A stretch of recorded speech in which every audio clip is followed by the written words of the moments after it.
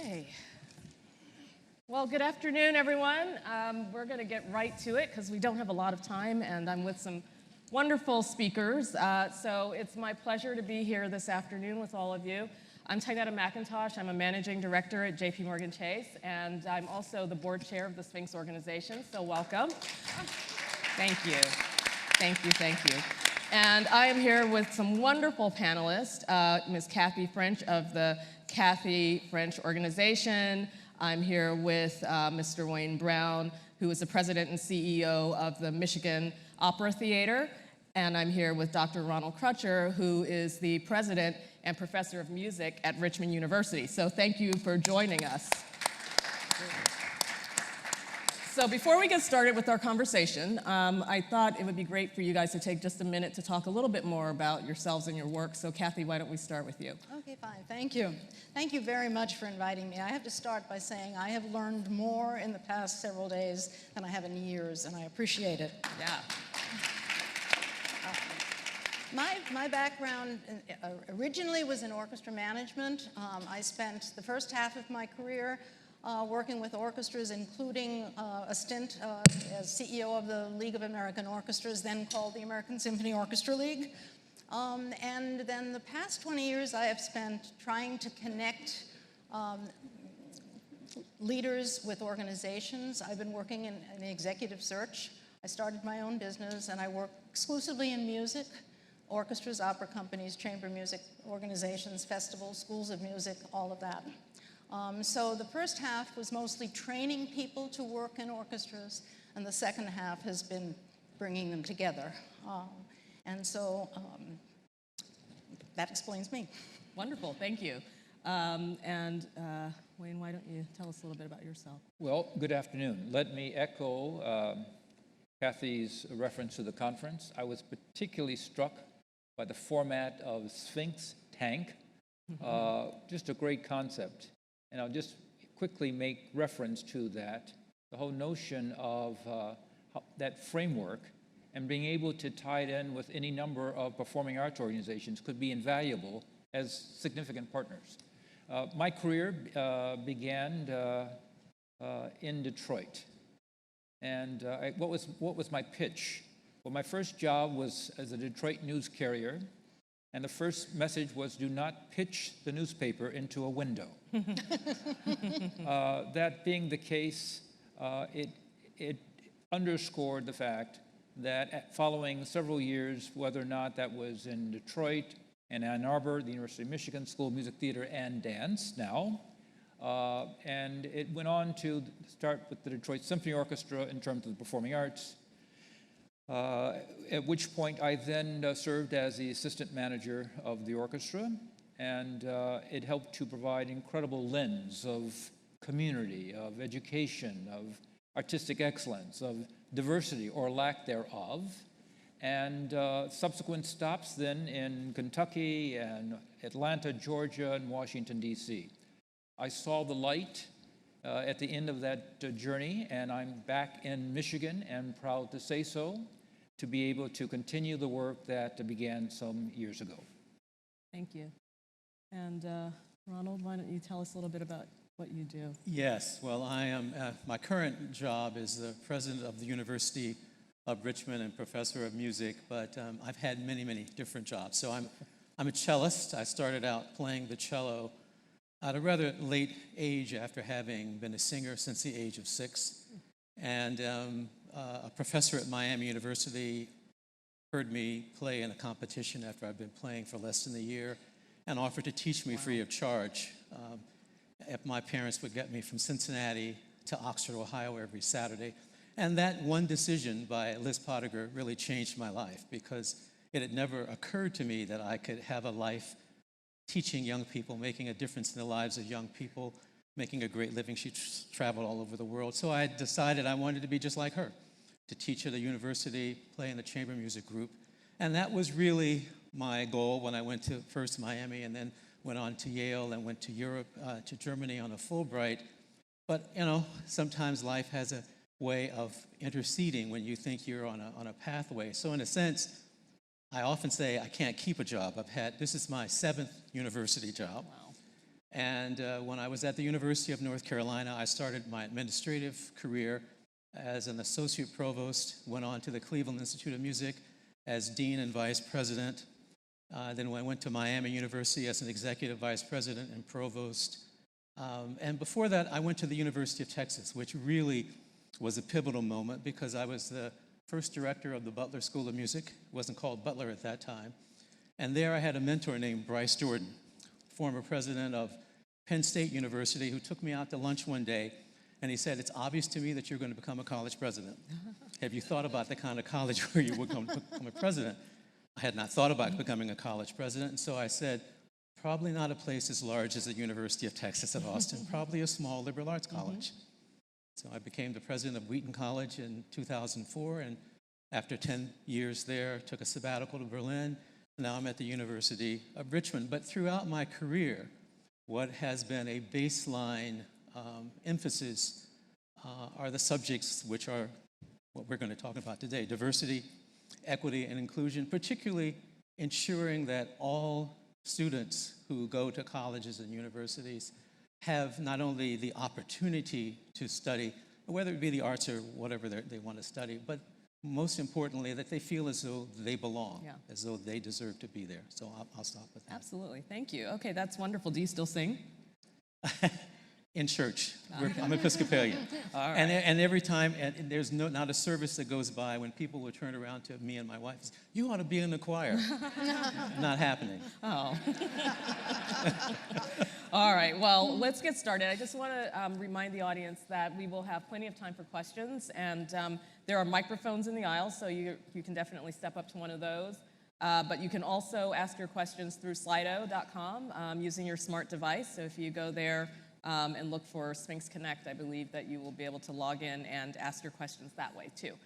So let's get started. The name of this session is Calling All Leaders, and the way that it was pitched to me was a philanthropist, a headhunter, and an all-star walk into the room looking for the next hot shot. And I think that's you three. So, so Kathy, I'm going to start with you. Where do you look for the next hot shot when you're trying to fill a position, and what gives those candidates that X factor? Where I look, the thing I do, I call people and ask advice. I call Afa, I call Wayne, I call Ron. I call people and say, who's out there doing really good work? And particularly, who do I not know about? The process that I go through is really one call after another, one collection of resumes. I come to meetings, I talk to people. I spend a lot of time meeting people, talking to people in university programs. And because of my background, having started the Orchestra Management Fellowship Program when I was at the League and working so many years with people in the orchestra field, and then also with Opera America, I feel that I have good access to the service organizations. Because and they are a terrific source of advice, but it's the time you invest in finding people and looking for people, and then evaluating the skills and comparing that to the job, looking at it against the job that's available, and really paying attention to the strengths of the individuals and how they match up and align with the profile of the candidate and the job that needs to be done. Right. Okay. Great. So, Wayne, let me ask you. You have extraordinary experience as a leader and administrator in the arts. Besides not pitching the paper through the window, what other, sort of early lessons or advice have you received, and how has that evolved or changed as you've matured in your career? Thank you. It so happens, I think it's an ongoing process. We refer to lifelong learning. From my point of view, it's an ongoing encounter, observation, taking note of what's new, something's different that I have not yet experienced heretofore. And when I think about the formal training that one goes through versus the informal encounters, the sum total can be an invaluable package. Yeah. When I think about from an early, just to digress just for a moment, in terms of the time there was a newspaper carrier, it first started out with one route. Then I owned 2 routes. And then there was an apprenticeship available, a paid apprenticeship. So I hired my cousins to run the paper routes while I took on the apprenticeships and I paid them. Nice. So it's a matter of understanding the opportunities as they present themselves and figuring out how do you modify, how do you shift, how do we become, if you will, flexible, spontaneous, mindful. How do we think about the lessons of people who we admire, but to also think about some of the steps that they may have taken, and ask yourself, how would you have handled that situation? There are those that I admire. I can recall moments where I said, I think I would approach that differently. And so it's making sure that we are open enough that we can not only pay attention to what's being presented to us, but we can also reflect on how that connects with our inner core. Yeah, thank you for that. That's fantastic. And Ronald, you, I'm sure, interact with students every day. You know, when you're talking to them as they're about to embark on their careers, what's your best piece of advice? What do you say to them? Well, I mean, I think for me, I mean, my wife and I have actually intentionally mentored a group of students for the last 20 years. So every year I have a new group of freshmen. I have 6 in my group this year. And one of the first things I talk to them about is finding a way to remain centered. And that's a Quaker term, centering down. And what it means is really finding a way inside yourself to regain your balance when something throws you off course, either through, for me, it's meditation, running, prayer, swimming, whatever. And I have a routine that I began, and so I model that with my students, and I tell them, I get up at 5 o'clock in the morning, I meditate, I practice the cello, and then my wife and I go to the gym. Nice. That helps me ensure that no matter what happens, that in fact, many of you may remember the old Bozo the Clown, you know, this doll, and it goes like this, and you knock him down, and he comes right back up. Is that you? That's what remaining centered is all Nice, okay. about. And then the other thing I tell them is that, you know, if you do that, then you can remain in control of how you think about yourself as opposed to someone else taking control over you, which means that when you go for a job interview or for a school interview, you can present yourself in the way so that you present the best version of yourself to them. That doesn't mean you won't be nervous or insecure, but what it does mean is that the head games going on up here will be more, you'll be more in control of them than someone else. I also have them read a book. There's a book by Irving Goffman called The Presentation of Self in Everyday Life, which talks about the impact that the way you present yourself to others, what kind of clues people pick up from. And so I think that's critically important too. I love that. I mean, I definitely have a routine every day as well, just for that reason. I find it to be really a stress reliever throughout the day, because you do feel centered, and your mind is, remains clear. So that's great advice. Kathy, what do you tell candidates that are out there looking? What advice do you have for them? Well, I tended to give, I hope, practical advice to people who are applying for positions and who are trying to get in the door. Most of the work I do is with leadership positions, with CEO positions, or with senior staff positions.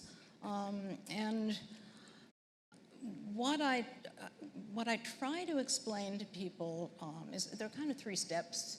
There's the cover letter, resume, submission, and you're doing that because you want to be called for the interview. And then you have, if you're fortunate, you have the first interview. And the first interview is to get you to the second interview. And then from there to the finals and there to the job.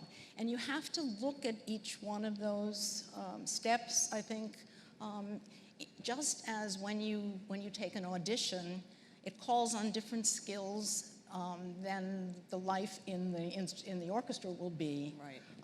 The skills you need for interviewing, I think, are different, because it's about getting yourself Right. moving along the process there.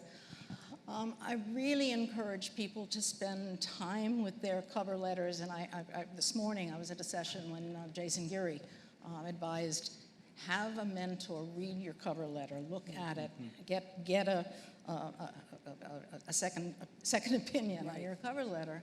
Be really, really careful, because you're the one that has, especially people who are making a transition from being musician performers to administrators. You have to make the connections for the person who's reading it. You're the one that has to use that letter to explain all these different things in your resume, how they tie together, and how they tie to the priorities of the institution that you're applying to. Right.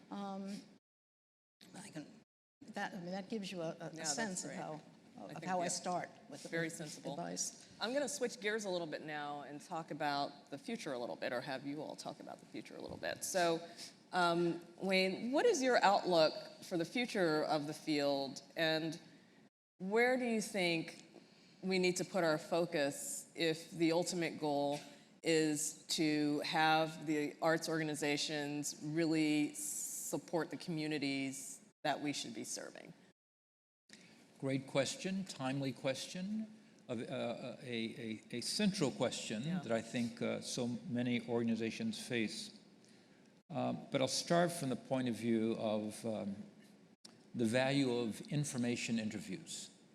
Not so much when there is a specific role that one may have an interest, but the informal interview information interview can serve to provide an indication of cultural factors. In other words, if there is a position open with a given organization, it's not just knowing the specific requirements for the role, but having a sense of what is the culture within the organization that will enable the applicant to be successful within that culture. Not necessarily to satisfy baseline requirements, but to be able to have, if you will, value added. And that's the kind of thing that I look for in interviewing potential applicants. What is their story? How can perhaps I think about the role that I've posted differently? There may be aspects of one's experience that as a result might enable my organization to benefit in ways that were not imagined. So that's where the cultural factor, I believe, complements the specific requirements for a given position. I'm very optimistic about our future, where the arts organizations and individual artists, individually and collectively, can continue to contribute to the cultural vibrancy of our communities. We've not witnessed in some time the notion of the entrepreneurial spirit that comes through the individual artists. And I think last night's example of Think Tank was a prime indication of finding the kind of project that one can devote attention and skills and perspective that will help to add another degree of energy, excitement, learning in a community that would not otherwise be present. That having been said, it's going to take a great deal of work, cooperation, communication, adaptability to keep in the forefront, because clearly relevancy of our arts programs in our communities is a key issue. Yeah. And it's our job to not wait on others to be strong advocates, but for all of us, including our artists, to play an advocacy role as well. Couldn't agree more. And I'm going to pull on that thread a little bit because I think in order for our organizations to be rich and to be successful and to, move forward towards the future, they have to be diverse and they have to be inclusive. And so I guess, from that point of view, I'm going to ask each of you to respond, where do you think we are in that process? Ronald, I'll start with you. Well, in our call, since our call, I've been thinking about this, and I realized in 1990, I wrote a piece for higher education, the College Music Society, called Valuing Cultural Diversity in the Arts. And I was focused on looking at the year 2000. Huh? And here we sit in 20 years later, and there hasn't been a huge amount of progress, although I will say that to me, the Sphinx organization, the SphinxConnect, presents an amazing amount of promise for the future in that regard. But I think one of the reasons we haven't made a lot of progress is that we focus too much on just diversity itself. I mean, diversity is really only the first step, right? My friend Vernee Myers is prone to saying... Love Vernee. She's terrific. Love her. She's at Netflix now, but she was in Cambridge. She says diversity is being invited to the party, inclusion is being asked to dance. Yep. And it's the same, in any organization. You want people who are coming to work at the organization or coming to performances, not only to be there because they represent difference, but also to feel as though they belong there, as though they're at home there. And that's where we haven't made a lot of progress. Last year, Yale School of Music asked me to come to do a session on them for them because they wanted to become more diverse. And at Yale, you get free tuition, so they're going to get the top students in the world, and they only have about 4 or 5 African American students, which is about what it was when I was there in 1969. And so I said to the dean, your focus really ought to be equally on inclusion and teaching the students who graduate from here how to interact with people who are different from them. That should be the focus, because I think they both have to be in tandem for things to change. Absolutely, I agree. I mean, coming from corporate America is the same thing. And I really love Vernee's quote. I think that just puts puts a nice pin in it. Kathy, what do you think? My own experience working with search committees is now more and more I am asked, and I'm delighted, to be sure that I bring a diverse candidate pool.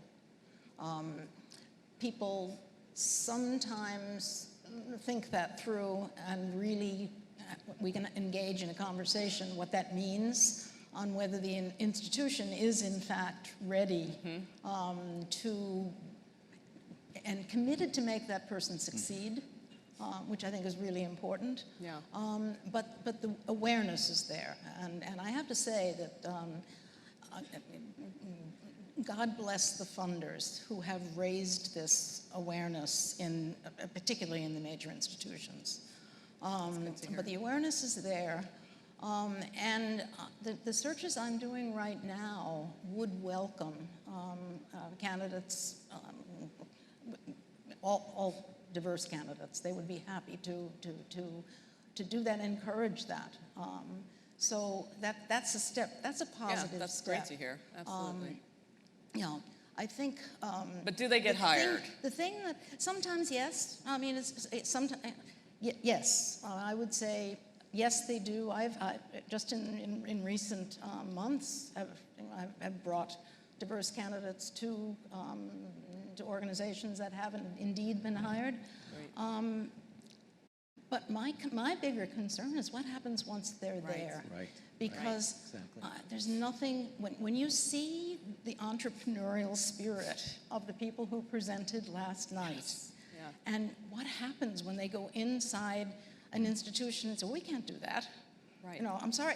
You want us to perform on a Sunday afternoon at 4 o'clock? We don't do that. Right. And that's, Yeah, and that's part of the inclusion, isn't it? yeah, So, yeah. it's the change. In order to bring the community in, the institutions have to change. And my fear is that smart people will come in, take one look at this and say, I'm going someplace else. And we have actually seen that already. Yeah. I would say that there has been a significant talent drain. Okay, so lots of work to do. Yeah. Wayne, what are your thoughts? One of my concerns is that as there are clearly beginning to see a growing number of opportunities and significant effort for diverse recruitment, my concern is the institutions themselves. As Kathy pointed out, what is the level of commitment? What defines success? What are the institutional goals associated with a more diverse, inclusive, equitable organization? And where is the accountability? What's the training? And what is the level of investment that our institutions will make to ensure successful outcome? Right. So when in response to your earlier question, am I optimistic going forward? The answer is indeed yes, provided that we have that institutional commitment to ensure a successful outcome for DE&I initiative. And that institutional commitment means leadership from the top.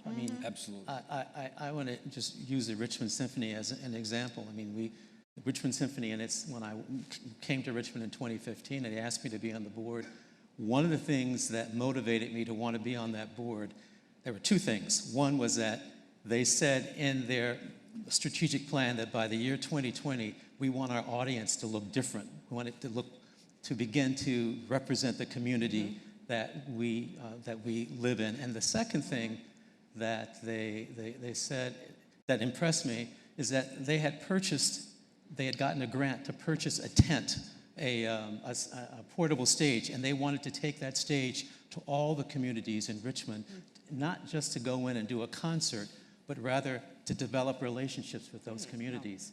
And that again told me that they were serious. Right. And those communities represented all of Richmond, not just the suburbs. And so it takes, my point here is that it takes leadership's commitment, and it has to be a constant commitment. Even when things get a little rough, we started a community council when we go to the communities, and it's difficult to hear the truths from the folks in those communities. But you have to be at the table. You have to be patient or generous and understanding, and then you can begin to see change. Yeah, so true. Well, listen, I'm going to see if there are any questions. May I add just one more point? Get your questions ready. And that has to do, one of the concerns I have about DE&I as it unfolds within our organizations, and organizations obviously quite a wide range of state of readiness, commitment, interest, has to do with, I don't want, if you will, individuals hired to represent that diverse spot or that diverse initiative or that diverse programming. I want to make sure that it's a bit much more inclusive, because I don't want to put that individual in a box and therefore their perspective be taken from the point of view of that diverse position. And that's about the cultural issues that I think we have to devote our time and attention to, because otherwise we will not make the kind of progress that we're looking for. I couldn't agree more. Do we have any questions? Do we have any questions? There's somebody. Hard for me to see with these lights. There's someone there. Hi. This question is from Slido. What are the biggest mistakes you see applicants make in the interview process? That's a good one. Oh. All right, sounds like you've got some good stories, Ronald. All right. Kathy, do you have, do you want to start? Yes, I would say um, the applicant needs to take hold of the room. They're looking for a leader. The applicant has to be a. If it's play acting, that's fine. I mean, if you want, Right. if you're going to play a role, do that. But you have to. The people want to see you as a leader. They're looking at you and saying, is this the person that we're going to send into the major corporation to represent us and request funds for us? So it has to do with sitting up straight, not calling people you guys, shaking hands firmly, making eye contact, all of those things that a coach could show you how to do, a drama coach could show you how to do. Right. The way you walk in the room. Right. It is said that people make up their minds in the first 5 minutes. And that has less to do with the content, but the way you project yourself. And when people talk about gravitas, Yes. that's what they're talking about. Yes, agreed. Do either of you want to add to that?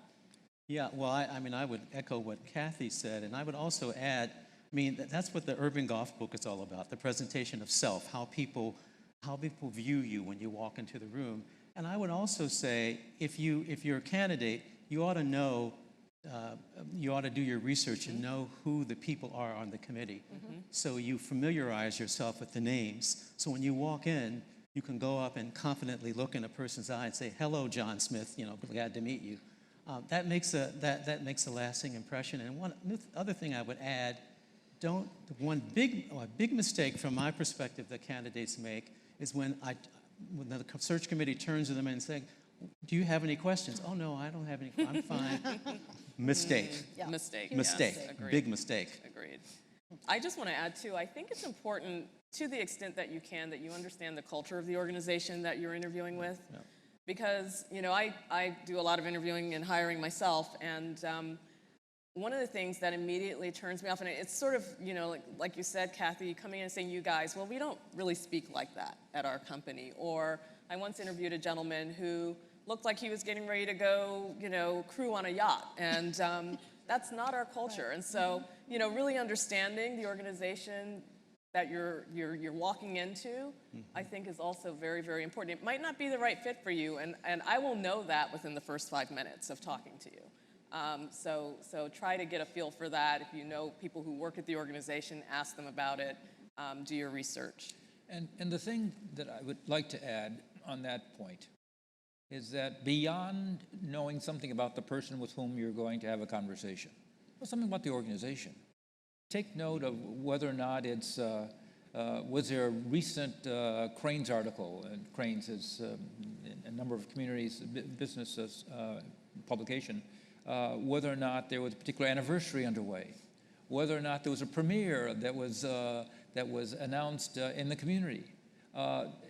Convey a message of intrigue, of curiosity, and acknowledgement, which goes beyond the specific position. Right. Absolutely. I think we have a question over here. Good afternoon. This question is a question for a search committee. So I'll very briefly frame the situation and then ask the question. So imagine the search committee has 4 candidates. 2 of the candidates are from very traditional backgrounds. And 2 of the candidates are dynamic, they're talented, they bring great skills, but they are coming from different, more diverse backgrounds. And the search committee is terrific, but they know that they're bringing things like unconscious bias to the table. They want to make sure they select the right candidate. So what advice would you have for that search committee as they go into that conversation with those 4 candidates? Thank you very much. Thank you. Thank you. Who wants to start with that one? Well, I mean, I would say that, and I've had situations like that in academia, and sometimes, the search committees, at least in my experience, don't always come to those conclusions on their own. It behooves the person who's chairing the committee to say, occasionally, if we hire this person, they may have a steeper learning curve but they will bring certain attributes to the job that will benefit us eventually. And you can tell generally in interviewing, and by the background, the person has, whether or not that you perceive the person has the capability of rising to the occasion. But a lot of times, taking that chance, but being aware that you're taking a chance.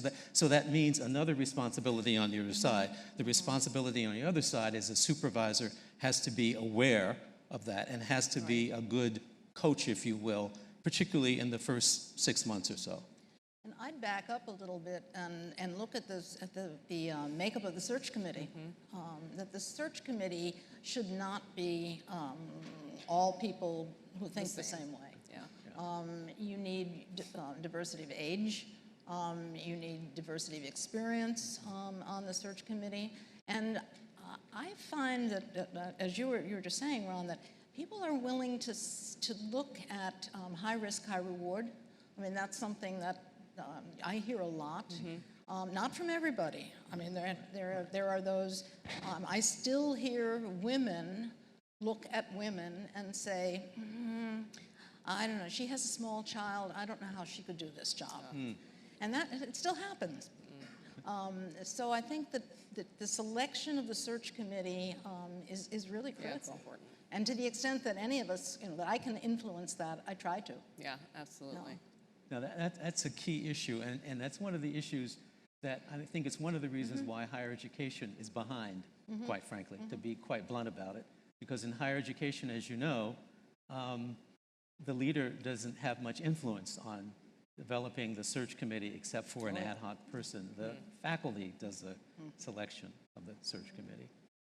And to add to the question, to add a response to the question put forth, I think it also may depend on the nature of the role, the timeline that's available to be able to achieve specific outcomes, and but being very conscious, I think, at the beginning of the process, as opposed to necessarily just responding on the spot based on when you find yourself presented with a certain outcome.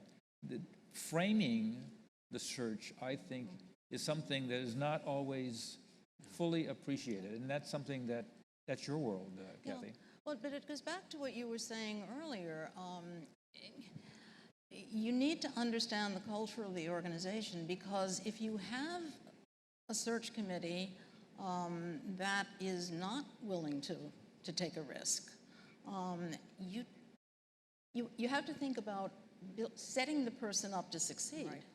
And you don't want to throw someone into a job where they're going to fail, because they won't have the support system, in place, and that happens. Yeah. They think they've got the shiny, the bright shiny object there, and it's all going to be, as soon as that person comes in, it's all going to be fine, and they can walk away, and they're not prepared. So I have often suggested to people that they don't apply for a job or they don't take something forward, because I don't think it's set up for them to succeed. And if somebody fails, particularly if a person of color fails in one of these jobs, it takes a long time to get back. It's a bigger black mark, right? Yeah. Unfortunately. Let's see, we have a question over here. Hello, hi. Thank you so much for being here this afternoon and imparting your wisdom for all of us today. So one of the things that I think about a lot in this process of entrepreneurship is the value of mentorship in that process, especially for junior staff, maybe looking to advance themselves to a senior staff position, or somebody who's making a change of industry. So my question for the panel is, what advice would you give to a younger person or somebody wanting to change industries in looking for and approaching somebody to be a mentor? Okay. Well, the first piece of advice I would say to you is that you have to search yourself. You have to be proactive. Mentors don't often go out looking for other mentees, because most people who mentor have lots of folks. Other than Ken Fisher. Other than Ken Fisher, that's true. Ken Fisher. Other than Ken Fisher. And you have to, present yourself. I mean, mentors are critically important.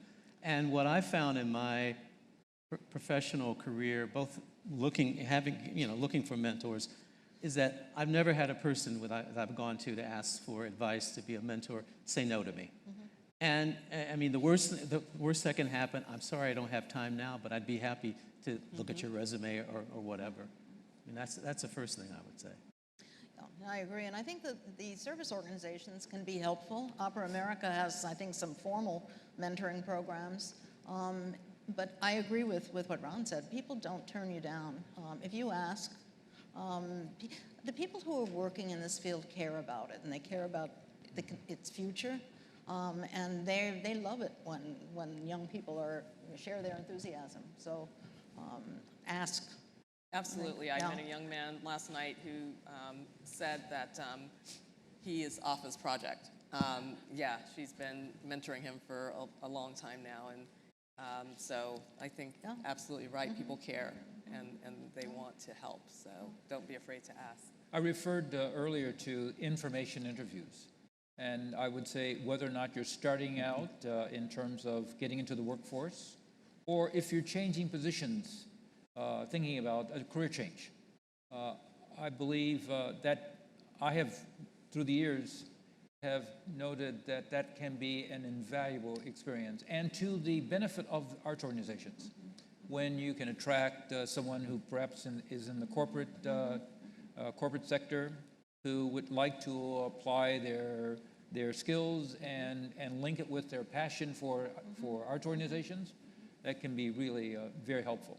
The flip side of that is that those are different cultures, Right. and one has to be prepared for that. But it's better to have the heads up beforehand, as opposed to at the time of the interview. I also think that persistence is important in terms of trying to find people whether it's information interviews or to give you career advice and to mentor you. I'm sure there's somebody in this room who has written to me and I didn't respond, and I apologize. But I do respond to people who are persistent about it, and I don't mind it. I don't feel I'm being nagged. I mean, there are just times when I get overwhelmed too and can't respond right away. So be persistent, and people will respond. People will help. One last quick one, because I hear my wife's my wife's voice in my head. Always remember to follow up and thank the person, either with a note or an email. Yeah, good. I think we have a question over here. Hi, everyone. My name is Anna, and I'm a master's student at U of M, but I'm also pursuing a professional certificate in diversity, equity, and inclusion there. So my question was, in efforts for fostering leadership, we often talk about diversity in terms of race and ethnicity. From your respective positions, what work, if any, do you see being done or support being given to foster leadership and support in the name of DE&I with regard to the LGBTQ+ community, communities that are more neurodiverse, communities that have a diverse socioeconomic status, or come from different levels of citizenship? That's a good question. Who wants to start with that one? I'll start and get out of the way. It seems to me we are at varying levels in terms of a state of readiness and ability to step forward relative to DE&I conversations. And we are at varying levels of readiness around the table, whether it's the board, whether it's the senior staff. So I think it's important to understand, again, it's a cultural issue. What exists? What's in place? What are you walking into? So that, and therefore be prepared that there is perhaps a greater state of readiness in one organization than another, because quite frankly, this has been a relatively recent conversation. And when you think about the initiatives underway at the educational centers, arts organizations, corporate sector, So be prepared to understand it may not be the same in all places, and you'll get different responses based on the organization. I think it's a really interesting question because I don't feel like we've reached parity in ethnicity, and then you drill down into other types of diversity like LGBTQ. What are you doing to help organizations prepare, or help them be that inclusive, or think more broadly about, diversity and inclusivity? Well, I mean, I'm in higher education, but from my perspective, or I should say, from our institutional perspective, when we talk about diversity, we're talking about a broad swath, and the goal is, we have 3 goals in our plan for making excellence inclusive. One is representation. The second is belonging, to ensure that every member of our community, regardless of their race, their ethnicity, their class, their national origin, their sexual orientation, feels as if they belong at the University of Richmond. And then thirdly, and most importantly, to become capability, to ensure that every person in the community has the capability to interact with people across difference, whether it be any of those other things I mentioned, plus political ideology, quite frankly, that you feel comfortable in having those kinds of conversations. Only then will we at the University of Richmond, in my belief, be what I call a skilled intercultural community. That's what we're aiming for. That's our long-term goal. That's fantastic, but how are you fostering that? How we're fostering it? Well, we're starting with something that started at the University of Richmond, intergroup dialogue, because that's the first thing for people who are different. In order to interact with each other, they have to sit down, have to get to know each other. And it has to be systematic, sadly. You think it won't happen organically, it doesn't happen organically. Or as one student said to me, the professor said to the student, okay, I want you to, because in response to something that happened on campus, pair up and talk about the incident that took place. Nothing happened, and the professor was frustrated, and the student wrote to the professor, we don't know how to talk. And so that's where you have to start. And that's where we're starting. I think there's one other issue too, and that has to do with programming. With Michigan Opera Theater, we'd like to think in terms of making sure that the opera is not just something limited to the opera house, but to be able to incorporate in our programming works that will resonate broadly throughout the community. So whether or not we take on an opera, as we did a year ago, Josh Gibson, The Summer King, in partnership with the Detroit Tigers, a work that underscored the challenges that Josh Gibson faced who was a welterweight champion about 1935, and he gave a severe blow to his opponent, who died instantly. But then he was tormented for the rest of his life because of his homosexual experiences.